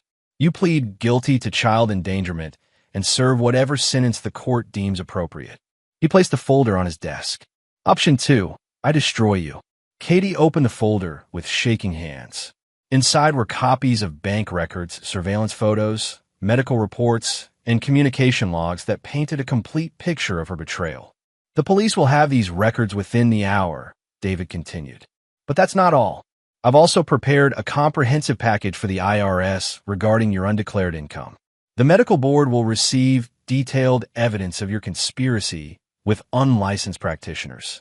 And your parents, your sister, your friends, they'll all receive copies of the surveillance photos showing you entering the hotel room with your lovers. Katie's face crumpled. Lovers? Did you think I didn't know about your affair with Hoffman? Or with Dr. Morrison? David's smile was cruel. I have photos, Katie, videos, audio recordings. Your entire sordid relationship documented in exquisite detail. David, please. But that's still not all. David moved closer, his voice dropping to a whisper. Because you see, Katie, I've also identified 13 other families whose children were victims of Hoffman's experiments. Families with resources. Families with connections. Families who will be very interested to know that you were the recruiter who identified vulnerable children. Katie's sobbing intensified, but David felt no pity. 13 families who will pursue civil suits. who will ensure you spend the rest of your life in poverty, if you're lucky enough to stay out of prison. What do you want from me? Katie choked out. Everything, David replied. I want Hoffman's location. I want the names of everyone involved. I want account numbers, research data, and client lists. I want you to help me destroy the entire network. Katie looked up at him through her tears. And if I do that, what happens to me? David returned to his chair, his expression thoughtful. If you cooperate fully, I'll ensure you receive the minimum possible sentence. You'll lose everything, your freedom, your reputation, your family, but you'll survive. And if I don't? David's smile was the last thing Katie saw before she passed out. Chapter 5. The Network Exposed. Dr. Alex Hoffman sat in his temporary laboratory, reviewing the latest data from his test subjects. The converted warehouse in Queens was far from ideal, but it served his purposes. Security cameras monitored every entrance, and his hired protection ensured privacy for his work. At 53, Hoffman had dedicated his life to pushing the boundaries of human potential. His theories on cognitive enhancement had been decades ahead of their time, which explained why the medical establishment had been so threatened by his research. Losing his license had been a setback, not a defeat. The Sterling girl had been responding particularly well to the new compound series. Her IQ scores had increased by 37 points over 18 months, and her pattern recognition abilities were approaching genius level. The neck pain was an unfortunate side effect, but temporary discomfort was a small price for evolutionary advancement. His phone buzzed with a text from Katie. David knows. Need to meet urgently. Hoffman deleted the message without responding. He'd expected this eventually. Wealthy parents were notoriously protective, and David Sterling had a reputation for being particularly ruthless in business. The man would undoubtedly threaten legal action, demand explanations, perhaps even contact authorities. It didn't matter. By tomorrow, Hoffman would be on a plane to Switzerland, where his research was not only legal but funded by progressive investors who understood the importance of advancing human evolution. He was wrong on every count. At 3:17 p.m., Vincent Torres walked into the warehouse through the front entrance, badge displayed, flanked by 6 federal agents. Hoffman's security team offered no resistance. Vincent had visited them earlier with photographic evidence of their involvement in child abuse. The choice between cooperation and lengthy prison sentences had been easy. Dr. Alexander Hoffman, Vincent announced, "You're under arrest for child endangerment, practicing medicine without a license, and conspiracy to commit assault." Hoffman remained calm as the handcuffs clicked into place. "I want my lawyer." "You'll need one," Vincent agreed. "But first, let's talk about your research." In the warehouse's makeshift laboratory, federal agents documented everything. Vials of experimental compounds, detailed medical files on dozens of children, financial records showing payments from desperate parents, and most damning of all, video recordings of Hoffman describing his subjects as acceptable losses in the advancement of science. But the real prize was Hoffman's computer, which contained communications with a network spanning 12 countries. Dr. Rebecca Morrison was just one node in an international conspiracy that had been using children as test subjects for cognitive enhancement research.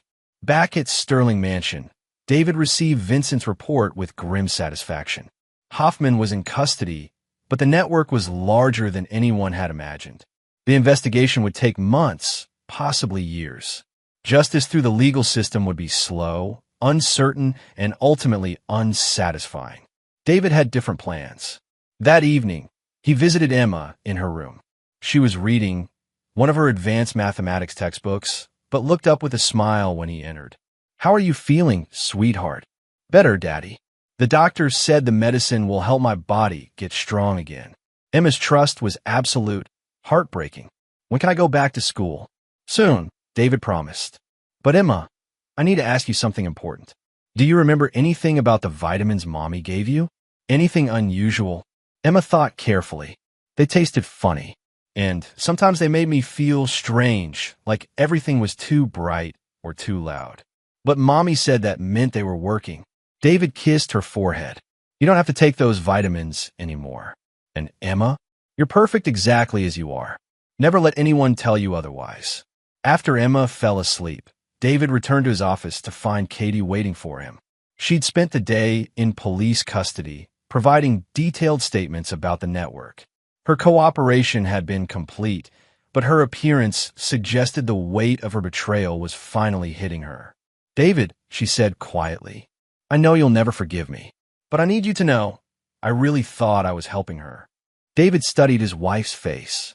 20 years of marriage, and he was seeing her clearly for the first time. "Do you know what the worst part is, Katie?" She shook her head. "It's not the betrayal.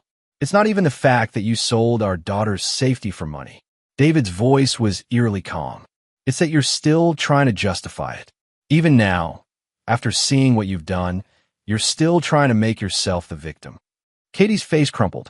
"What happens now?" Now you face the consequences." David opened his desk drawer and withdrew a single sheet of paper.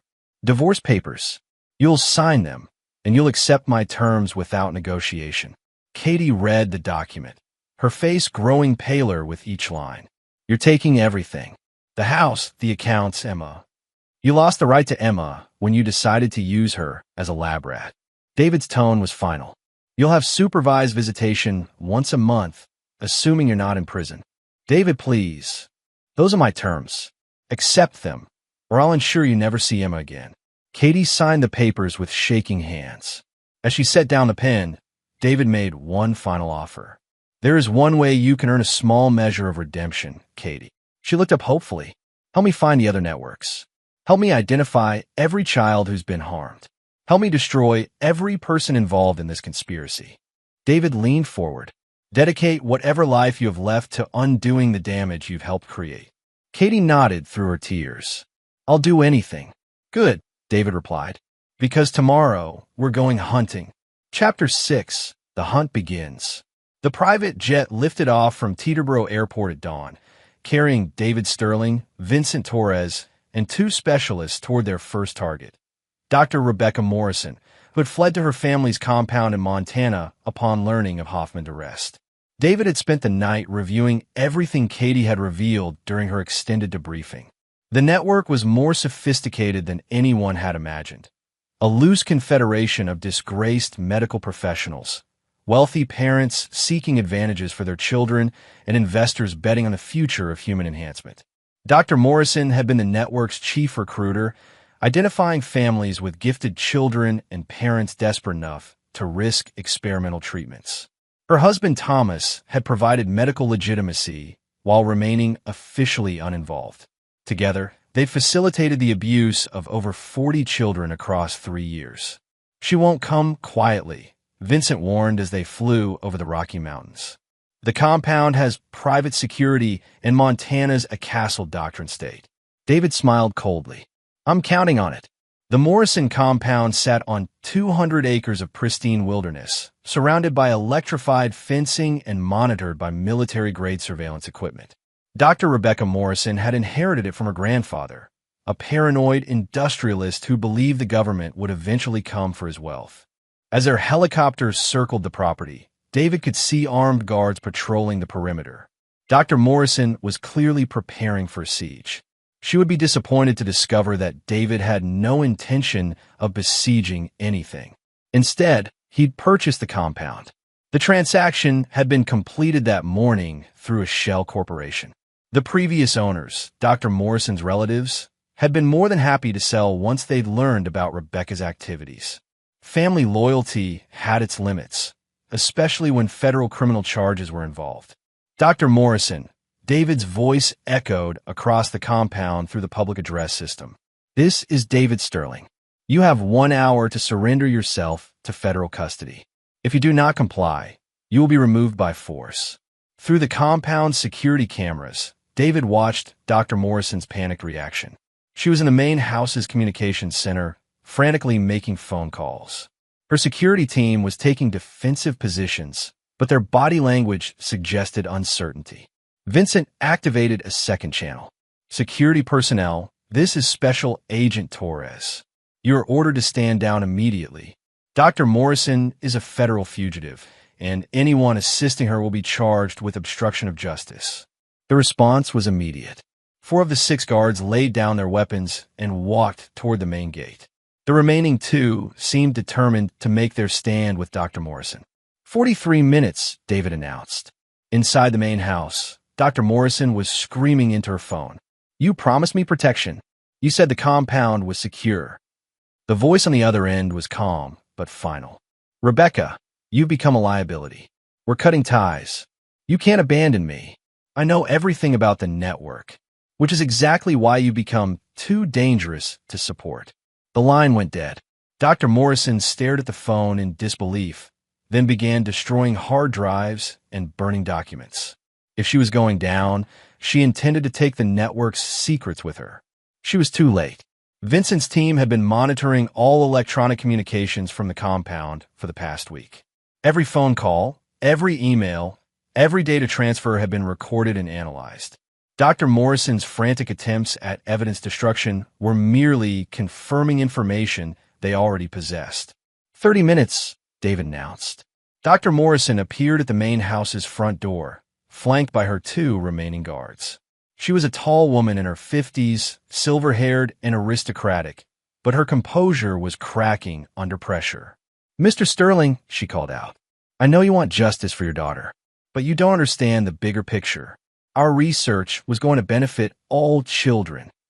David activated his microphone. Dr. Morrison, you systematically poisoned children for money. There is no bigger picture. We were advancing human evolution. In 50 years, enhanced cognition will be the norm.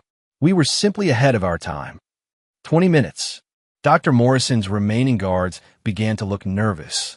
These were mercenaries, not true believers, and their confidence was wavering as federal agents surrounded the compound. Dr. Morrison, Vincent's voice cut through the tension. Your associates have already been arrested. Dr. Chun in Hong Kong, Dr. Volkov in Prague, the entire Swiss operation, all in custody. You're the last one. The lie was effective. Dr. Morrison's face went white as she realized her imagined safety net had disappeared. She turned to her guards, but they were already walking away. 10 minutes. Alone at the front door, Dr. Morrison made her final gambit. Mr. Sterling, I have information about other networks. Children who are still being experimented on. Arrest me, and that information dies with me. David's response was immediate. Dr. Morrison, you seem to be under the impression that I intend to arrest you. The implication hung in the air like a death sentence. Dr. Morrison stumbled backward, finally understanding that David Sterling was not a man who relied solely on legal remedies. 5 minutes. Dr. Morrison ran. She made it exactly 173 yards into the Montana wilderness before David's hunting party found her. Vincent Torres, a former Army Ranger turned FBI agent, had been tracking fugitives for 20 years. Dr. Morrison, despite her paranoid preparations, had never learned the first thing about wilderness survival. They found her hiding behind a fallen log, sobbing and begging for mercy. Dr. Morrison, David said quietly, crouching beside her hiding place. You have information I need. You're going to provide it. The only question is whether you do so willingly or unwillingly. Dr. Morrison looked up at him with desperate eyes. I'll tell you everything. Just please don't hurt me. David's smile was the most terrifying thing she'd ever seen. Dr. Morrison, I'm not going to hurt you. I'm going to do something much worse. What? I'm going to give you exactly what you deserve. Chapter 7. Justice Served. The abandoned psychiatric facility outside Helena, Montana, had been closed for 15 years, but its isolation made it perfect for David's purposes.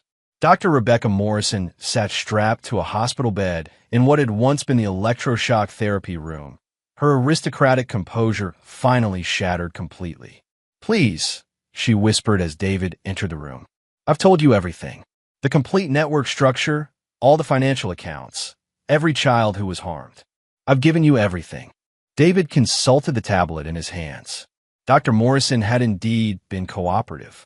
47 children across 12 countries, 8 different research compounds, 14 medical professionals involved, and over $30 million in illegal profits. The scope of the conspiracy was staggering. You have been helpful, David acknowledged. And I always keep my promises. I told you I wouldn't hurt you. Relief flooded Dr. Morrison's face. Thank you. I know I made mistakes, but I also told you I would give you exactly what you deserve. David's voice remained conversational. Do you know what you deserve, Rebecca? Dr. Morrison's relief transformed back into fear. I don't understand. David activated a video screen mounted on the wall. Images began playing, security footage from the various facilities where children had been experimented upon. Dr. Morrison watching as needles were inserted into small necks. Dr. Morrison reviewing test results while children suffered in hospital beds. Dr. Morrison celebrating research milestones while parents wept over permanently damaged offspring. You spent 3 years treating children like laboratory animals, David continued. So I thought it only fitting that you experience the same treatment. Dr. Morrison's eyes widened in horror as she understood. No, please no. The compound you developed for cognitive enhancement, Trial Series 7, I believe you called it, had some interesting side effects. Memory fragmentation, personality dissociation, complete loss of emotional regulation. David prepared a syringe with practiced efficiency. You'll be fascinated to experience your own research firsthand. You can't do this. It's murder. Is it? David checked the dosage carefully. You assured parents that these compounds were safe. Surely you weren't lying to them. Dr. Morrison struggled against her restraints, but Vincent's team had been thorough. Please, I have a daughter. She's only 16. Yes, Jennifer Morrison, honor student, varsity tennis player, planning to study medicine at Stanford. David's voice was ice. Don't worry. I've arranged for her to receive the same educational opportunities you provided to other children. The lie was perfect. Dr. Morrison's imagination filled in the horrific details, and her screams echoed through the abandoned facility.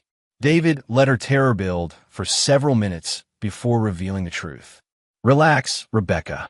I'm not going to harm your daughter. Unlike you, I don't hurt children. David set down the syringe. But I want you to remember this feeling. This helplessness, this terror of watching someone threaten your child while you're powerless to stop it. Dr. Morrison sobbed with relief, but David wasn't finished. Your daughter will be fine, but she will know exactly what her mother did. I prepared a comprehensive package documenting your crimes, complete with video evidence and victim testimonials. She'll receive it on her 18th birthday. You bastard. I've also established a trust fund in Jennifer's name. $1.7 million, representing your share of the network's profits. She'll receive the money when she turns 25, along with a detailed explanation of where it came from. David's smile was cruel. Every penny will go toward helping the children you helped destroy. Dr. Morrison's face was a mask of despair. What do you want from me? Nothing. You've already given me everything I need to destroy the rest of the network. David headed toward the door. Dr. Morrison, you're going to spend the rest of your life in federal prison. Your reputation is destroyed, your wealth is gone, and your daughter will grow up knowing exactly what kind of monster her mother was. Where are you going? David paused at the threshold. To visit Dr. Hoffman. He's been asking for you. Chapter 8. The Final Player. Dr. Alex Hoffman had been transferred to ADX Florence, the federal supermax prison that housed the most dangerous criminals in America. His cell was 7 by 12 feet, with a slot for food and a narrow window that showed only a slice of Colorado sky. He'd been in solitary confinement for 2 months, awaiting trial for crimes that would likely result in multiple life sentences. He was not alone. David Sterling sat across from him in the visitation room, separated by reinforced glass, but connected by a secure phone line. Hoffman looked older than his 53 years, his hair gone completely gray and his face gaunt from prison food and stress. Mr. Sterling, Hoffman said, his voice carefully controlled. I assume you're here to gloat. Actually, I'm here to offer you a deal. Hoffman's eyebrows rose. I'm listening. David slid a folder across to the guard, who passed it through the secure slot. Hoffman opened it to find photographs of a private island in the Caribbean, complete with laboratory facilities and research equipment. What is this? Your new home, David replied. Private island, fully equipped laboratory, research funding of $50 million annually, and complete freedom to pursue your work. Hoffman studied the photographs, his eyes sharp with interest. What's the catch? No catch. You continue your research into cognitive enhancement, but with proper ethical oversight and willing adult subjects. You publish your findings in legitimate journals and advance the field through legal means. And my current legal situation? Resolved. Charges dropped, record expunged, full presidential pardon. David's tone was matter of fact. You disappear from the criminal justice system as if you never existed. Hoffman set down the folder, suspicious. Mr. Sterling, this seems too good to be true. What do you really want? David's expression didn't change. I want you to take the deal. Because the island is equipped with the most sophisticated surveillance system in the world. Every moment of your life will be monitored and recorded. Every experiment you conduct will be documented. Every test subject will be carefully screened and protected. Hoffman's face darkened as understanding dawned. You're offering me a prison disguised as paradise. I'm offering you exactly what you want. Unlimited research, funding, and freedom to pursue your work, under conditions that ensure you never harm another child. David leaned forward. Dr. Hoffman, you're a brilliant scientist whose discoveries could genuinely benefit humanity. But you're also a sociopath who sees people as test subjects. So you're going to cage me. I'm going to give you the choice to cage yourself. David activated his tablet, showing surveillance footage from the network's various facilities. These are the children you helped destroy, Doctor. Emma Sterling is just one of dozens whose lives you've permanently damaged in pursuit of your vision. Hoffman watched the footage without emotion. Scientific progress requires sacrifice. Every major advancement in human history has come at a cost. And there's the problem, David replied. You genuinely believe that. You're not evil in the traditional sense. You're something worse. You're a true believer who thinks the ends justify any means. So what's your real offer, Mr. Sterling? David stood to leave. There is no offer, Doctor. I just wanted to look you in the eye before you spend the rest of your life in this concrete box. Hoffman's composure finally cracked. Wait, the island, the research funding, was a fantasy designed to show you exactly what you'll never have. David's smile was predatory. Did you really think I would reward you for poisoning my daughter? You bastard. Dr. Hoffman, you're going to die in this cell. Alone, forgotten, your research legacy reduced to a cautionary tale about medical ethics. David picked up the phone one last time. But before you die, you're going to watch every child you help harm recover and thrive despite what you did to them. David activated his tablet again, this time showing recent footage of Emma at her piano lesson. Her neck pain finally gone, her natural intelligence undiminished by the experimental compounds. Emma is already testing at genius level in mathematics, Doctor. Not because of your drugs, but because that's who she always was. David's voice was soft. You took a brilliant child and tortured her for 18 months, and she's still brilliant. Your research was not only unethical, it was completely unnecessary. Hoffman stared at the screen, his life's work crumbling before his eyes. Goodbye, Dr. Hoffman. Enjoy your concrete paradise. Chapter 9, New Beginnings. 2 years later, David Sterling stood in the garden of his Westchester estate, watching Emma practice violin on the terrace. At 13, she had grown into a remarkable young woman, intelligent, compassionate, and completely unaware of how close she'd come to permanent damage. The criminal trials had concluded 6 months earlier. Dr. Rebecca Morrison received 35 years in federal prison. Dr. Alex Hoffman would die behind bars, his multiple life sentences ensuring he'd never see freedom again. Thomas Morrison, who'd provided medical cover for the network, received 20 years. Katie had received the lightest sentence, 8 years, reduced because of her cooperation and genuine remorse. She was currently serving her time at a minimum security facility in Connecticut, where she spent her days counseling other women who'd made choices that destroyed their families. David had kept his promise.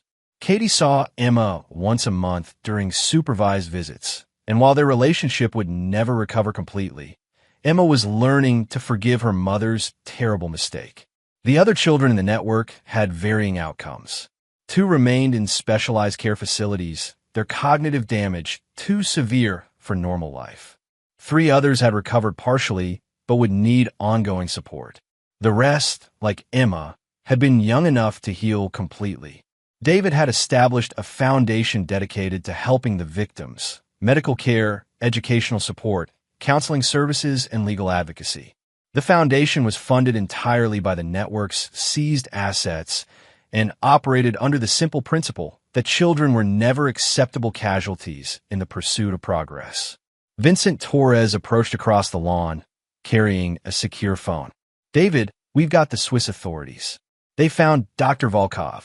The last major figure in the network had been hiding in a private clinic outside Zurich, continuing his research with the protection of international banking laws. His capture would close the final chapter of the conspiracy." "Good," David replied. "And the children he was treating?" "Safe. All 18 have been removed from his custody and are receiving proper medical care." David nodded, satisfied. The hunt was finally over. As Vincent departed, Emma finished her practice and walked over to join her father. She was taller now, her face more mature, but her smile was the same one that had always melted his heart. "Dad, can I ask you something?" "Always." "Do you ever think about Mom? About what she did?" David considered his answer carefully. Emma knew the basic facts, that her mother had made terrible choices that led to her imprisonment, but she didn't know the complete scope of Katie's betrayal. "I think about how much she loves you," David said finally. "Your mother made unforgivable mistakes, but they came from a place of wanting the best for you. Do you still love her?" The question pierced deeper than David expected. Did he love Katie? The woman who'd betrayed his trust, endangered their daughter, and shattered their family? Or did he love the memory of who she'd been before greed and desperation corrupted her? "I love the mother you deserve to have," David said, "and I hate the person she became. Those can both be true." Emma hugged him tightly. "I'm glad you saved me, Dad." "Emma, you saved yourself. You're stronger than anything they tried to do to you." As the sun set over Westchester County, David Sterling reflected on the choices that had brought him to this moment. He'd built his life on control, precision, and the absolute belief that every problem had a solution.